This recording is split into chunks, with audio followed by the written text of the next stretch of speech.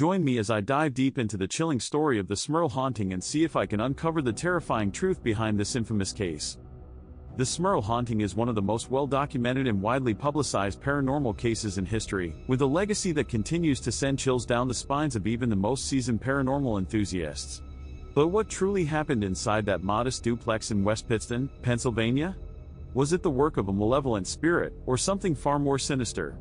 Tonight, we unravel the horrifying tale that plagued the Smurl family for over a decade. It all began in 1973 when Jack and Janet Smurl, along with their 4 daughters, moved into their new home on Chase Street. At first, the house appeared to be nothing out of the ordinary, a typical, unassuming residence that held the promise of a fresh start. But what the family didn't realize was that they had just stepped into a nightmare. The disturbances began subtly. The family would hear unexplained noises, whispers in the dark, the faint sound of footsteps pacing the upstairs hallways, and the occasional soft knock that seemed to come from nowhere. At first, they dismissed it as the creaks and groans of an old house settling. But soon, things took a sinister turn. Objects began to move on their own. Janet would place her keys on the kitchen counter only to find them on the floor moments later. Lights would flicker inexplicably, and cold drafts would sweep through the house even when all the windows were closed. These were mere inconveniences at first, but they marked the beginning of something far more insidious. One evening, as Janet was preparing dinner, she felt an eerie presence watching her. The feeling was so overwhelming that she turned around abruptly, expecting to see someone standing there, but the kitchen was empty.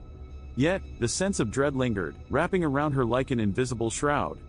That night, she told Jack about her experience, but he reassured her that it was just her imagination. However, deep down, she knew something was wrong. As days turned to weeks, the disturbances escalated. The family would awaken in the middle of the night to find their furniture rearranged. The smell of rotting flesh would suddenly fill the air, making them gag and recoil in horror.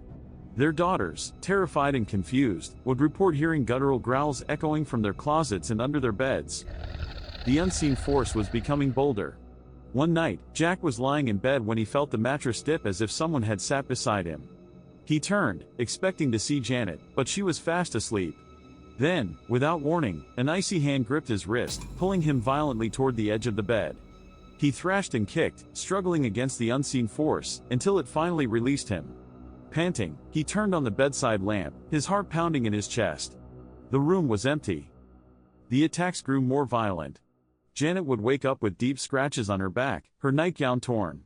Their daughters would be yanked from their beds by invisible hands, leaving them screaming in terror. The entity that haunted them was no longer content with mere pranks, it wanted to break them. Desperate for answers, the Smurls turned to their local priest, who came to bless the house. But as he recited prayers, an unseen force slammed doors, shattered glass, and emitted a guttural, bone-chilling growl that sent everyone running from the house. It was clear, the entity was not afraid of holy words. It was something ancient, something evil. Feeling helpless, the Smurls reached out to renowned paranormal investigators Ed and Lorraine Warren. The Warrens were no strangers to malevolent entities, having investigated some of the most infamous hauntings in history. But even they were unprepared for what they would find inside the Smurl home. Upon entering, Lorraine, a gifted clairvoyant, immediately sensed a dark presence looming over the house. She described it as an oppressive, malicious force, one that thrived on fear and suffering. As the investigation unfolded, the Warrens documented chilling evidence of the entity's presence. They captured audio recordings of disembodied voices, low, guttural murmurs speaking in an unknown language. Photographs revealed shadowy figures lurking in the background, their hollow eyes staring into the void. The Warrens concluded that the Smurls were dealing with not just one, but multiple entities, including a powerful demonic force. The most dangerous of them all was an entity they dubbed the Beast, a creature so malevolent that it seemed to feed off the family's despair. It tormented them relentlessly, whispering blasphemous things in the dead of night and even attempting to possess Jack on multiple occasions. The entity was growing stronger, and if they didn't act soon, it could consume them entirely. One of the most horrifying moments of the haunting occurred when Janet was alone in the house. As she walked past the living room, she felt a heavy weight pressed down on her chest. She gasped for air, clawing at her throat as an unseen force pinned her against the wall. She struggled, feeling sharp nails dig into her skin. Just as she thought she would black out, the pressure lifted, and she crumpled to the floor, sobbing.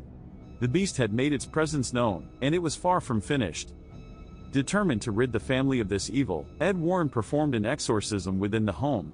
The ritual was intense, candles flickered violently, shadows twisted unnaturally along the walls, and a foul stench filled the air. As Ed commanded the entity to leave, an ear-piercing scream erupted, shaking the very foundation of the house. The temperature plummeted, and a deafening silence followed. Then, suddenly, the atmosphere lightened, as if a storm had finally passed. For a time, peace returned to the Smurl home. But even though the beast had been driven out, the scars of its presence remained. The family, once happy and whole, had been forever changed by the horror they endured. To this day, skeptics argue that the Smurl haunting was nothing more than an elaborate hoax, a tale spun from hysteria and desperation. But those who have heard the recordings, seen the photographs, and listened to the first-hand accounts know the truth: something unholy dwelled within that house. Was the Smurl family merely victims of an overactive imagination, or did they truly face an ancient evil? Whatever the answer, one thing is certain: the Smurl haunting remains one of the most terrifying paranormal cases in history, a chilling reminder that sometimes, the darkness is very real.